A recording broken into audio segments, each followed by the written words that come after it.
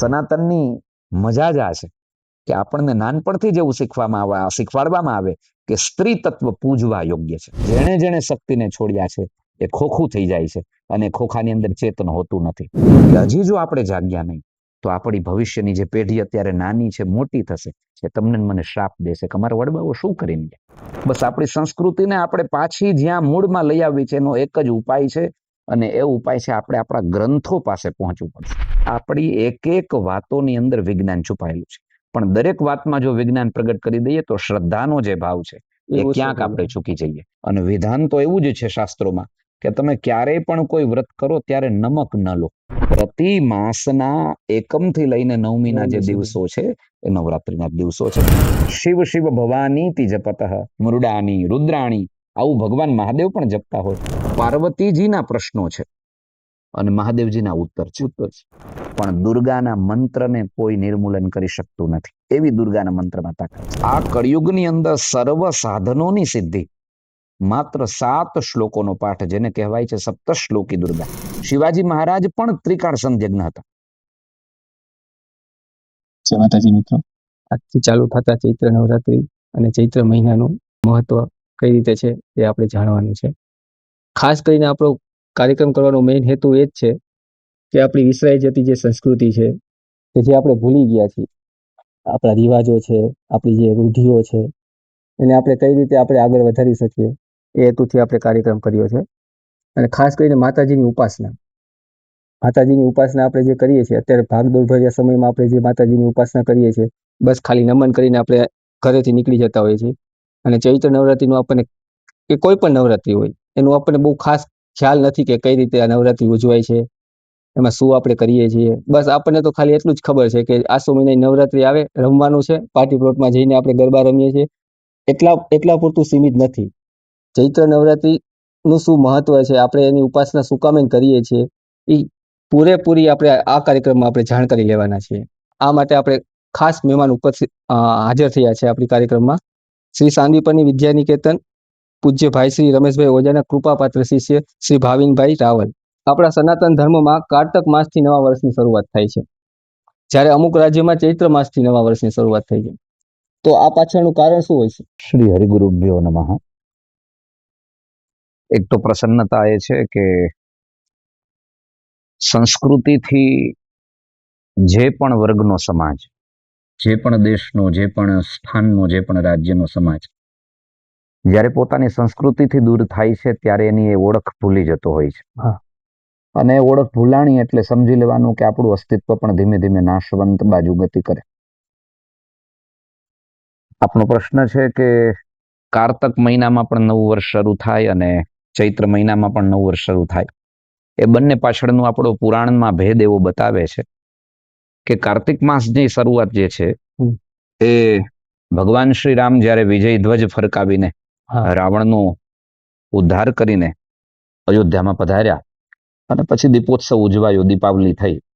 અને આપણે ત્યાં પુરાણોની અંદર ભાગવતમાં ભગવાન શ્રી કૃષ્ણચંદ્રએ જ્યારે કારતક માસની શરૂઆતમાં ગોવર્ધન ઉત્સવ કર્યો અને પ્રતિપદાથી એક વર્ષની શરૂઆત આપણે ત્યાં ગણવામાં આવે છે.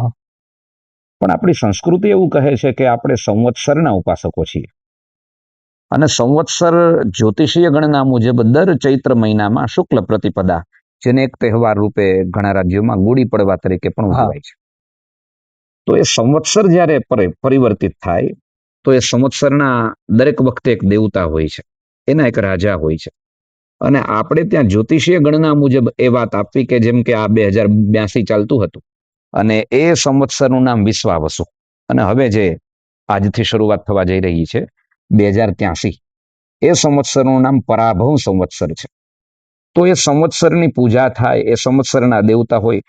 મૂળ એ સંવત્સરની પૂજાથી સમગ્ર વિશ્વના કલ્યાણ માટેની ભાવનાઓ, એવા મંત્રોચ્ચાર, એવા પૂજનો આપણે ત્યાં શાસ્ત્રોમાં બતાવ્યા છે. આપણી જ્યોતિષ એવું કહે છે કે આપણા સનાતનીય સંસ્કૃતિના જે વાહકો છે, એટલે આપણે બધા વર્ણના લોકો, સનાતનને માનવા માટેના જે લોકો છે, એમના માટેનું નવું વર્ષ એટલે ચૈત્ર શુક્લ પ્રતિપદા છે. આપણે જાણીએ છીએ કે દરેક માસની એક પોતાની ઓળખ હોય છે. ચૈત્ર માસ કેમ ખાસ છે આપણા સનાતન ધર્મમાં? ચૈત્ર માસ એટલા માટે ખાસ છે ગોસ્વામીજીએ તો માનસમાં કહ્યું છે મધુમાસ, એક આને ઉપમા આપી. મધુ એટલે મધુરતા જેમાં હોય. અને ફાગણના દિવસો હમણાં આપણે 15 દિવસ પહેલા જોઈને ગયા છીએ.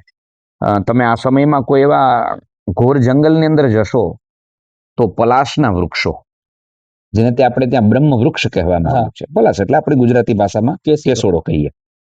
તો એ તમે જંગલમાં જે અમને તો ભગવત કૃપાથી જુનાગઢમાં રહેવાનો પણ અવસર થયો અને પૂજ્ય કાશ્મીરી બાપુ ની સેવામાં પણ મને રહેવાનો અવસર ખૂબ થયો. 2008 થી લઈને એમનું શરીર શાંત થયું ત્યાં સુધી હું ત્યાં એમની સેવામાં રહ્યો છું. એમની કૃપા. તો એ 2-3 કિલોમીટર અમે લંબે હનુમાનથી ચાલીને જતા તો એકદમ પાનખર ગઈ હોય. પાનખરનો શબ્દ જ છે કે બધું ખરી પડે. પણ કહેતા એટલો આનંદ થાય કે એ આખા જંગલની અંદર પાનખરમાં પણ તમને જ્યાં કેસોડો બ્રહ્મ વૃક્ષ, પલાશનું વૃક્ષ દેખાશે, ત્યાં તમને કંઈક આખું વૈભવ દેખાશે. તો એ પલાશ એટલે પાનખર ગઈ, એકદમ ખાલી જંગલ દેખાય, પણ એમાં પણ પુષ્પો ખીલી ઉઠે. અને મધુમાસ એટલા માટે ચૈત્ર માસને કહ્યું કે 2 ઋતુઓનો સંધિકાળામાં આવી જાય. શિશિર ગઈ, વસંત આવી, અને વસંતના પણ 30 દિવસો ગયા અને હવે 30 દિવસો બાકી છે.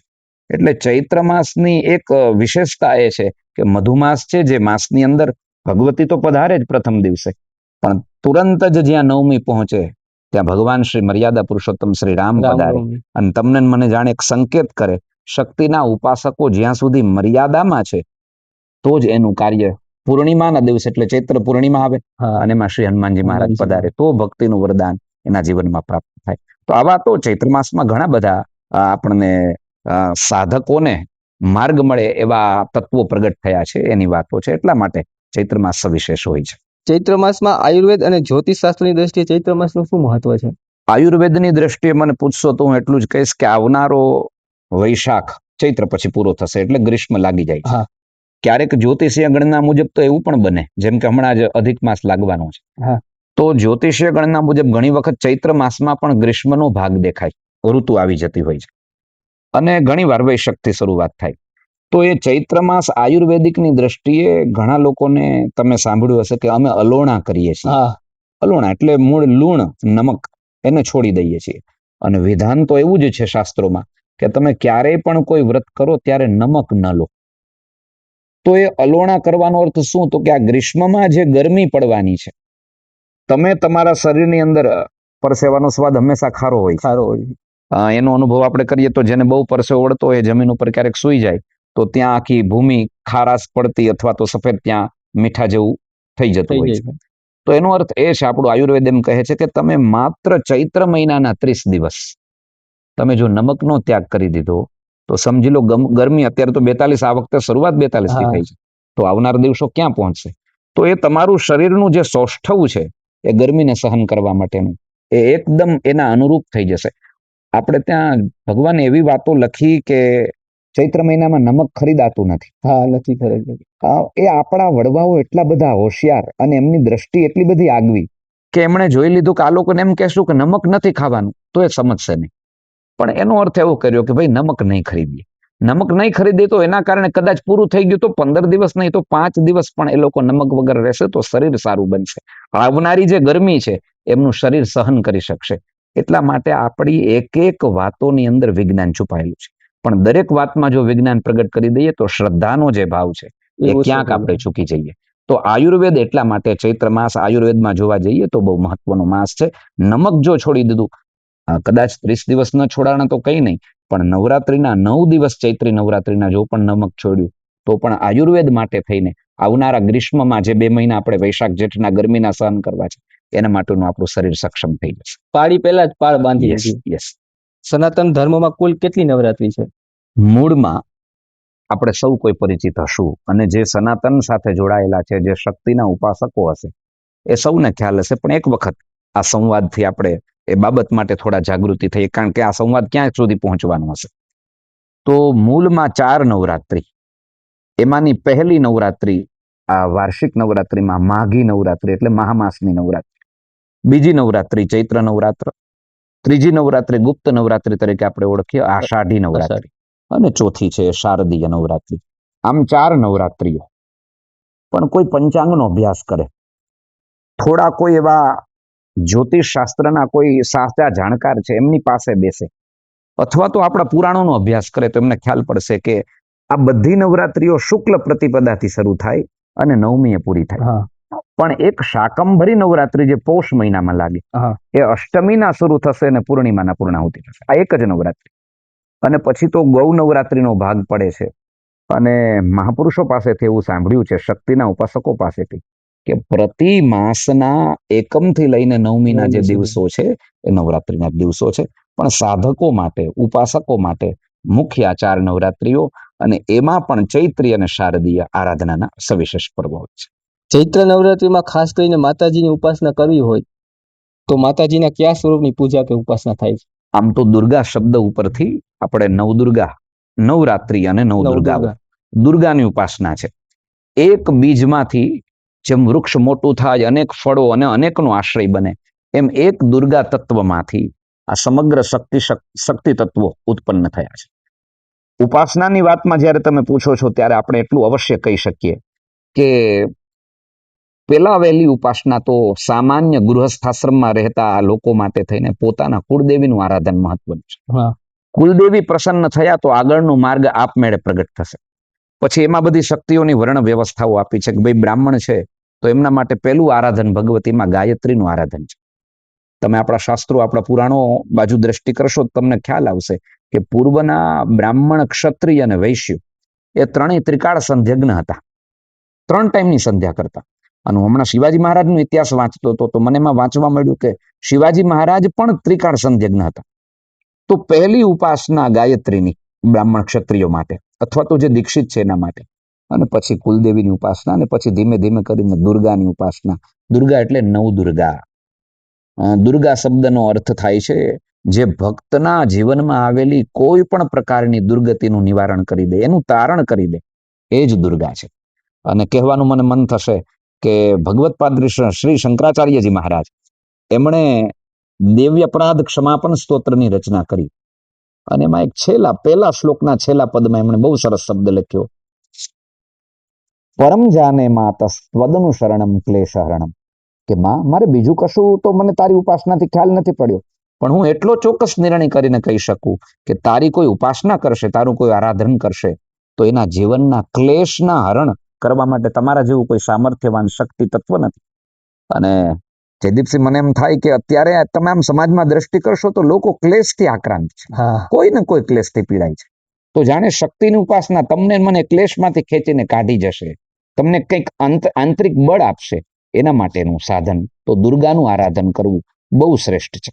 અને જે કોઈ વ્યક્તિ દુર્ગાનું આરાધન કરશે, મને વૃંદાવનના પૂજ્ય ઉડિયા બાબાનું વાક્ય યાદ આવશે, પરમાણુ બોમ્બ કદાચ ક્યાંયથી ફેંકાણો તો આપણા ઋષિઓનું એવું સામર્થ્ય છે કે એને ફેલ કરી શકે, એને નાશવંત કરી શકે, એનું કાર્ય જે કરવા માટે, જે વિઘ્ન ઉત્પન્ન કરવાના, જે અનેક લોકોનો નાશ કરવાની શક્તિ ધરાવે છે, એને નિર્મૂલન કરી શકાય.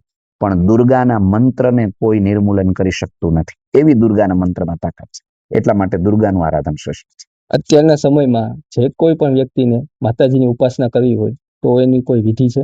વિધિ એટલો જ કે માના શરણમાં જેમ બાળક જાય, તો નાનું બાળક બહાર રમતું હોય, એ કીચડથી ભર્યું હોય, માં અંદર કામ કરતી હોય, અને અચાનક એનું ધ્યાન થાય કે મારું બાળક ક્યાં ગયું, અને બાળક પાસે દોડીને જાય, અને જેવું જોવે તો બાળક તો આખું કીચડથી ખરડાયેલું હોય. તો માં કઈ એવો કલ્પાંત કરવા ના બેસે કે આને કોક સાફ કરે તો હું એને ખોડામાં. માં તો દોડે અને એને લઈને એને ખોડામાં એને તરત સાફ કરે ને સારા વસ્ત્રો બતાવે. બસ મારે કહેવું છે એટલું જ, માના શરણમાં જવા પહેલા આપણે ભલે ગમે તેવા છીએ, પણ એકવાર બાળક બની ગયા તો ભગવતી આપણી ઉપાસના પહેલા સ્વીકારવા માટે તૈયાર છે, કારણ કે કરુણા મૂર્તિ છે. અને જ્યારે તમે તમારા ભાવને શુદ્ધ કરીને માના શરણમાં જાઓ છો, પછી તો મંત્રો સિદ્ધ થઈ જાય છે, પછી તો વિધિઓ સિદ્ધ થઈ જાય છે. પણ જો ભાવની પરિપૂર્ણતા નથી, ભાવની શુદ્ધિ નથી, તો વિધિઓ કરતા કરતા બહુ સમય લાગી જાય. પણ આમ આપણે જો શાસ્ત્રોની તપાસ કરીએ તો એવા એવા માના ભક્તો થયા છે કે બસ મામા કરતા કરતા ભગવતીને પામી ચૂક્યા છે. પણ તમે જ્યારે વિધિની વાત પહોંચી છે, તો વિધિની વાતમાં હું એટલું જ કહીશ કે શુદ્ધિ છે એ જ વિધિનો પહેલો ભાગ છે. ચોખાઈ અલગ છે, શુદ્ધિ અલગ છે.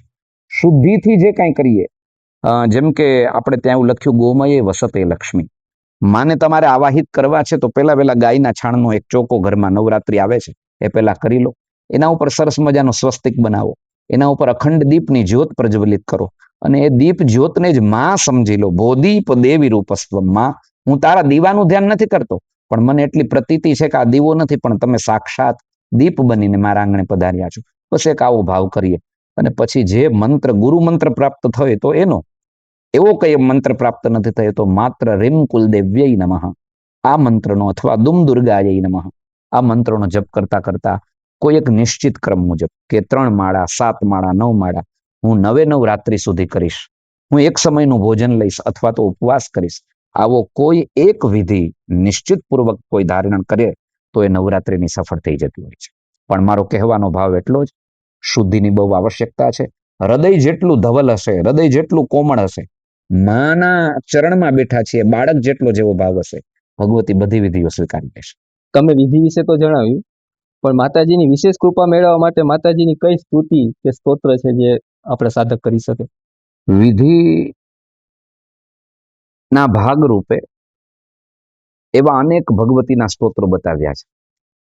એમાંનું શ્રી દુર્ગા સપ્તશતીનું પ્રથમ સ્તોત્ર, જેમાં 7 શ્લોકો છે. આપ શાક્ત ગ્રંથોનો અભ્યાસ કરશો તો એમાં તમને ચોક્કસથી મળશે. પાર્વતીજીના પ્રશ્નો છે અને મહાદેવજીના ઉત્તર છે. પાર્વતીજીની એટલી બધી જિજ્ઞાસા કે એક એક પ્રશ્નો મહાદેવજીને પૂછતા જાય, અને મહાદેવજીને પૂછતા જાય, અને ભગવાન મહાદેવ બહુ દિવ્યતાપૂર્વક એક એક મંત્રોનો પ્રકાશ ભગવતી સામે કરે છે. એમાંનો એક પ્રશ્ન માનો છે,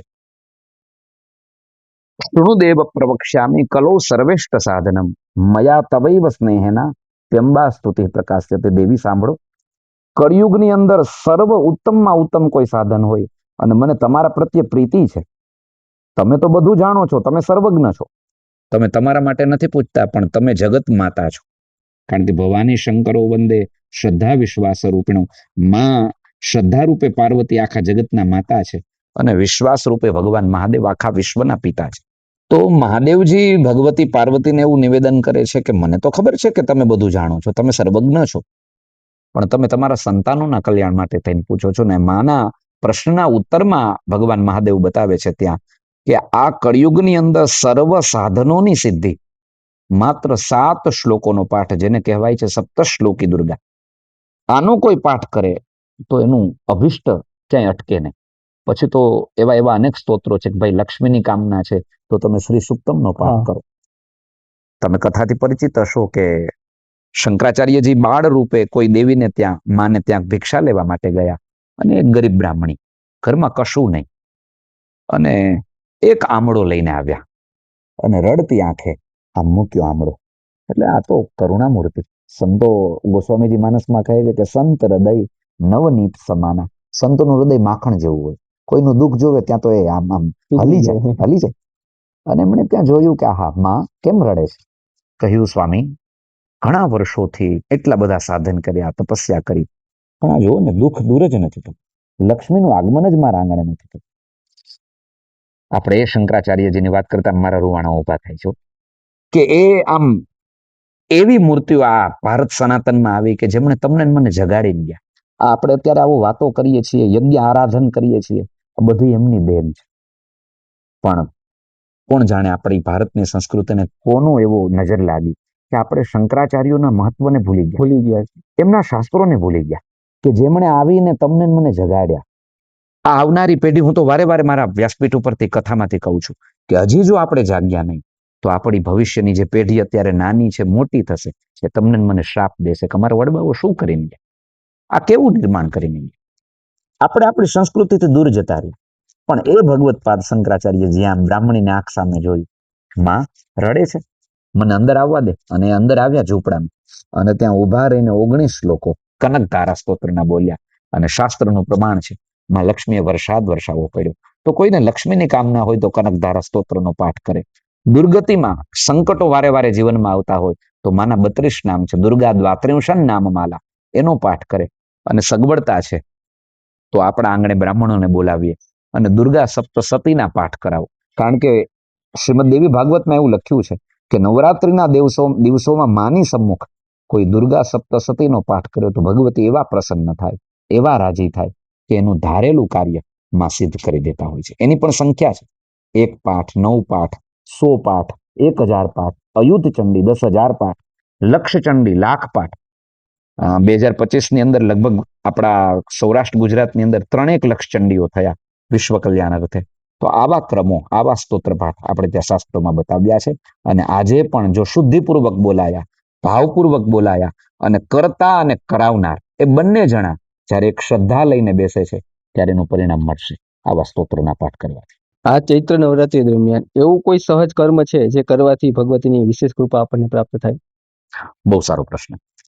કે વિધિ વિધાનો સ્તોત્ર પાઠો સૌ કોઈ કરી ન શકે, પણ એક વિધાન એવું આપણે ત્યાં દેવી ભાગવતના આધારે કહી શકાય. 3 વર્ષથી લઈને, જેને સુગંધનો ખ્યાલ આવે, 3 થી લઈને 10 વર્ષની કન્યા, એમાં પણ વર્ણભેદ બતાવ્યા છે. બ્રાહ્મણ, ક્ષત્રિય, વૈશ્ય અને શૂદ્ર, 4 વર્ણ. આ 4 વર્ણની કન્યાઓ 3, 5, 7, 9 અથવા 11 આ અથવા 9 દિવસોમાં એક કન્યાનું પૂજન. શ્રીમદ દેવી ભાગવતમાં એવું લખ્યું કે આપણાથી આ 9 દિવસોમાં બીજું કશું નહીં થઈ શકે, તો માત્ર કુમારિકા જો પૂજન કર્યું તો સમજી લો સકલ અભિષ્ટની સિદ્ધિ તમને માના ફળ રૂપે પ્રાપ્ત થશે. અને સનાતનની મજા જ આ છે કે આપણને નાનપણથી જ એવું શીખવાડવામાં આવે કે સ્ત્રી તત્વ પૂજવા યોગ્ય છે. સ્ત્રી તત્વ ધિકારવા યોગ્ય નથી, સ્ત્રી તત્વ પ્રતિપાદિત કરવા યોગ્ય નથી, પણ સ્ત્રી તત્વ પૂજવા યોગ્ય છે. જેનું નાનપણથી જ આવું જ્ઞાન આપવામાં આવે એ સનાતન, આ જ સનાતનની બ્યુટી છે. એટલે જ પહેલાના સમયમાં નાની નાની કન્યાઓને પૂજન કરવામાં આવતું, જેથી કરીને ભવિષ્યમાં એની ઉપર કોઈ આંચ ન આવે. Yes. અને આપણને સ્મરણ થાય કે નાની નાની બાળાઓ જ્યારે એ ગરબે રમતી હોય તો એની અંદર પણ ભગવતીનો ભાવ એ આપણને સનાતનમાં જ દેખાશે. અને આ સંસ્કૃતિ આપણા પાસે જ છે, એટલે જ સનાતન આટલો ટેક્યો છે. તો મારો કહેવાનો અર્થ કે સામાન્યમાં સામાન્ય નવરાત્રી દરમિયાન બીજું કશું ન કરી શકો તો માત્ર કુમારિકા પૂજન કરો, નાની કન્યાઓને ઘરે નિમંત્રિત કરો, એના ચરણ પખાડો, એને થઈ શકે એટલી કંઈક ભેટ આપો અને એને સરસ મજાનું ખીર પૂરી એને જે ભાવતું હોય એવું ભોજન કરાવો અને માના ચરણોમાં પ્રણામ કરો. તમારા સકળ વિઘ્નો દૂર કરવા માટે આટલું જ કાર્ય નવરાત્રીમાં સમર્થ હોય છે. ચૈત્ર મહિનો ચાલી રહ્યો છે, તો ચૈત્ર મહિનામાં અને ચૈત્ર નવરાત્રી દરમિયાન કોઈ પણ જે વ્યક્તિ છે કે સાધક છે એને શું કરવું જોઈએ ને શું ન કરવું જોઈએ એટલું તમે જણાવો. નવરાત્રી 365 દિવસ આમ તો ઉપાસનાના છે. જેમ આપણે ભોજન 3 વખત લેવું પડે, 2 વખત તો લગભગ લેતા જ હશે, પણ ઉપાસનાના દિવસો એટલા માટે જ આવા પર્વો તમને મને મળે છે કે થોડા આપણે આપણા મનને સંયમિત કરીએ, થોડા આપણે બ્રહ્મચર્યના માર્ગ ઉપર જઈએ. મેં જેમ કીધું એમ કે કોઈ પણ વ્રતની અંદર શુદ્ધિ બહુ મહત્વની છે. એમાં આ નવરાત્રી દરમિયાન તકેદારી, સાવધાની રાખવાની એટલી જ વાતો. પહેલું, થઈ શકે તો બહારનું ભોજન છોડી દો, જલ છોડી દો, બ્રહ્મચર્યનું પાલન કરો. અને થઈ શકે તો નાની નાની બાળાઓમાં નહીં પણ સમગ્ર, જેમ સુભાષિતકાર કહે છે પરદ્રવ્યેષુ લોષ્ટવત, જેમ પરદ્રવ્યની અંદર એક ધૂળ જેવો ભાવ, એમ સમગ્ર સ્ત્રી તત્વમાં માત્ર ભગવતીનો ભાવ કરીને અને આપણા કર્મને એકદમ ઊંચાઈ પ્રાપ્ત થાય, આપણે ઉર્ધ્વગામી બનીએ એવા વિચારો સાથે બ્રહ્મચર્યનું અનુસંધાન રાખતા રાખતા બસ વ્રત કરો, ભગવતીનો જપ કરો. આવા બધા નિયમો સાથે જો નવરાત્રી થાય તો એનું પરિણામ આપણને મળે. છેલ્લે તમને હું એટલું જ પૂછીશ કે આપણી જે સંસ્કૃતિ છે એ વિસરાતી જતી છે, લોકો એનાથી વિમુખ થઈ રહ્યા છે, એને આપણે આગળ લાવવા માટે શું કરવું જોઈએ? મારે એટલું જ કહેવું કે પક્ષીએ જ્યાં માળો બાંધ્યો હોય ને એ ઉડતું ઉડતું ગમે ત્યાં જાય ચણની શોધમાં, પણ પક્ષી અંતે એનો માળો હોય ને ત્યાં આવે અને ત્યાં જ વિશ્રામ કરે. ગૌશાળામાં બાંધેલી ગાયો સવાર પડતા ગોવાળ છોડી મૂકે ચરવા માટે, કેમ પણ નાના વાછરડાઓને ત્યાં રાખે. પણ એ સાંજ પડે ગાયો પાછી આવે, હજારોની સંખ્યામાં ગાયો હોય, અહીંયા હજારોની સંખ્યામાં વાછરડા હોય, બંનેના દરવાજાઓ ખુલે, પણ પેલું વાછરડું તેની મા પાસે જ પહોંચે. બસ આપણી સંસ્કૃતિને આપણે પાછી જ્યાં મૂળમાં લઈ આવી છે એનો એક જ ઉપાય છે, અને એ ઉપાય છે આપણે આપણા ગ્રંથો પાસે પહોંચવું પડશે. હું તો અત્યારની યુવા પેઢીને એટલું કહીશ કે તમને કદાચિત અત્યારની સ્થિતિ જોતા કોઈ વ્યક્તિમાં શ્રદ્ધા ન બેસે તો કાંઈ નહીં, બને કે ભાઈ અમને અમારી શ્રદ્ધા નથી બેસતી, પણ તમે શાસ્ત્રોમાં શ્રદ્ધા ધરાવો. તમે તમારા બેગની અંદર રામચરિત માનસ રાખો, તમે તમારી અંદર ગીતાજી રાખો, તમે તમારા બેગની અંદર ભાગવત રાખો, ઘરની અંદર એવું કોઈ વાતાવરણ બનાવો, શાસ્ત્રોની નજીક જશો ને અને પછી કોઈ સવાલ થશે, પછી તમને કોઈ જિજ્ઞાસા થશે, તો જાઓ, એવા ઘણા બધા બેઠા છે જે તમારી જિજ્ઞાસાનું યોગ્ય સમાધાન કરશે. પણ આવું તો આપણે આપણા શાસ્ત્રો પાસે જ પડશે, તો જ આપણે આપણી સંસ્કૃતિનું રક્ષણ કરી શકશું. કારણ કે ભારતસ્ય પ્રતિષ્ઠેદવે સંસ્કૃતમ સંસ્કૃતિસ્તથા, શાસ્ત્રકાર કહે છે ભારતની પ્રતિષ્ઠાના બે જ કારણ છે, એક છે સંસ્કૃત અને બીજું છે સંસ્કૃત. આપણે જો આનાથી વિમુખ થયા તો આપણું અસ્તિત્વ ભલે આપણને વિકાસ દેખાય, પણ આ વિકાસ તમને મને વિનાશની નજીક લઈ જાય છે. જો આપણે જરાક ઊંડાણપૂર્વક અંદર જશું તો આપણે આના પરિચયથી આવશું, તો જેમ બને એમ ધીમે ધીમે કરતા કરતા પણ આપણે વહેલા આપણા શાસ્ત્રો સુધી પહોંચશું તો આપણી સંસ્કૃતિ હજુ એમનેમ છે અને આપણને આપવા માટે હજી સમર્થ છે. લોકોમાં એવી માન્યતા હોય છે કે નવરાત્રીમાં કોઈ સારું કર્મ કરે છે અને પછી વિચારે છે કે દર નવરાત્રી આપણે આ કરવું પડશે. તો આનું શું કારણ છે? આનું કારણ એવું કે પૂર્વના સમયમાં એવી કોઈ ઘટનાઓ બનેલી હોય કે જેને કારણે આપણા વડીલોએ એવું કહ્યું, ભાઈ આ નવરાત્રીમાં તમે એક શ્રીફળ વધેર્યું, હવે તમારે પ્રતિ નવરાત્રી આ કાર્ય કરવું પડશે. આવું એક આપણી લોકમાન્યતા છે. પણ મારે આજથી લાંબા વર્ષ પહેલા કોઈ અનુષ્ઠાન નવરાત્રી દરમિયાન શરૂ કરવું હતું, તો મેં એવા શાક્તો જે શક્તિના ઉપાસકો છે અને એ શાસ્ત્ર સંમત ચાલે છે એવા લોકોનો સંપર્ક પણ કર્યો, અને બીજું કે મેં શાસ્ત્રોનો અભ્યાસ પણ કર્યો.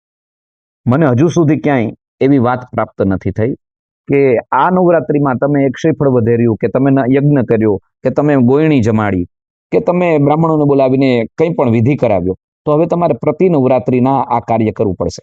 અને મારા યજમાનો ઘણી વખત નવરાત્રીની પોસ્ટ મારી જતી હોય તો એમાં મને પૂછે કે ભાવિનભાઈ અમારે આ વખતે આ કરવું છે, તો પ્રતિવર્ષ કરવાનું નહીં, એવું આપણે ત્યાં શાસ્ત્રોમાં ક્યાંય લખ્યું નથી. આપણે કરતા ભાવે કર્મ કરવાનું જ નથી. તમે કરાવો છો ને અમે નિમિત્ત છીએ.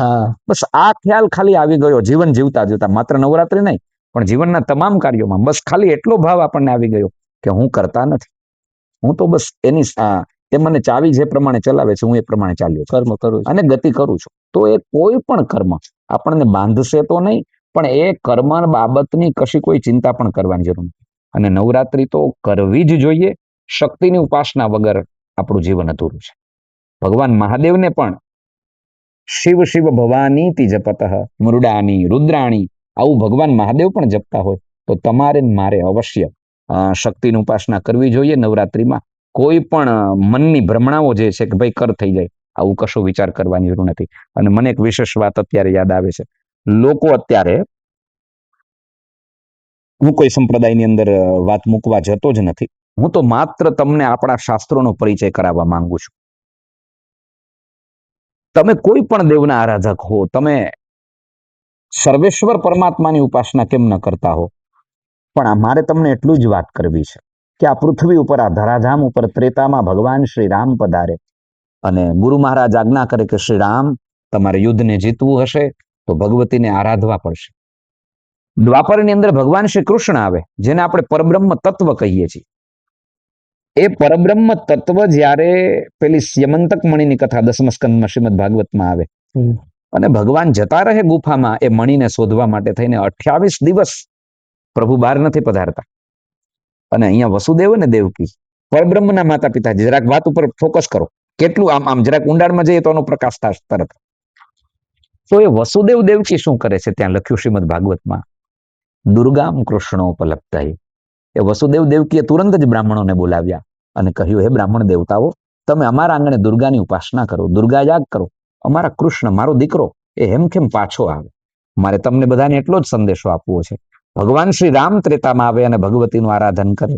ભગવાન શ્રી કૃષ્ણ દ્વાપરમાં માં જશોદા દેવકી વસુદેવને ત્યાં પધાર્યા હોય, એ સ્વયં આ પૃથ્વી પર હાજર હોય અને એમના માતા પિતા જો દુર્ગાનું, કુલદેવીનું આરાધન કરતા હોય તો મારા ભગવાન, આપણે બધા એ બધાથી તો મોટા નથી.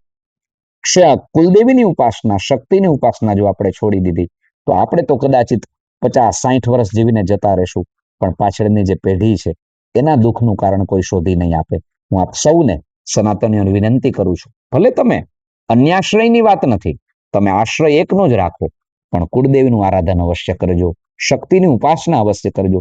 કારણ કે જેણે જેણે શક્તિને છોડ્યા છે એ ખોખું થઈ જાય છે અને ખોખાની અંદર ચેતન હોતું નથી. આપણે તો શક્તિની ઉપાસનાથી અનેકને શક્તિવાન બનાવવાના છે. એટલા માટે હું ખાસ આપ સૌને આ ચૈત્ર નવરાત્રીમાં અનુરોધ કરું છું, શક્તિનું આરાધન કરજો, કુલદેવીને ભજજો. આપણે ત્યાં ભગવતીના અનેક ઉપાસનાઓ થયા અને બહુ પ્રસન્નતા કે આપણે આવો સરસ વિચાર આવ્યો કે આપણે સંસ્કૃતિથી નજીક લોકોને લઈ જઈએ અને જે કરીએ છીએ એ તો વિશેષ, આપણે તો શ્રદ્ધાના ઉપાસકો છીએ, પણ એ શ્રદ્ધાની અંદર વિશેષ આહુતિ પડે એવું આ તમે કાર્ય, કારણ કે અત્યારે લોકો સોશિયલ મીડિયાથી વધારે જોડાયેલા છે. તો આ વાતથી આપણે આખી આ ચૈત્ર નવરાત્રિના જે મહત્ત્વના જે ભાગો છે એના ઉપર ચર્ચા કરી. અને મારે છેલ્લે એટલું જ કહેવું છે કે માં છે કોણ?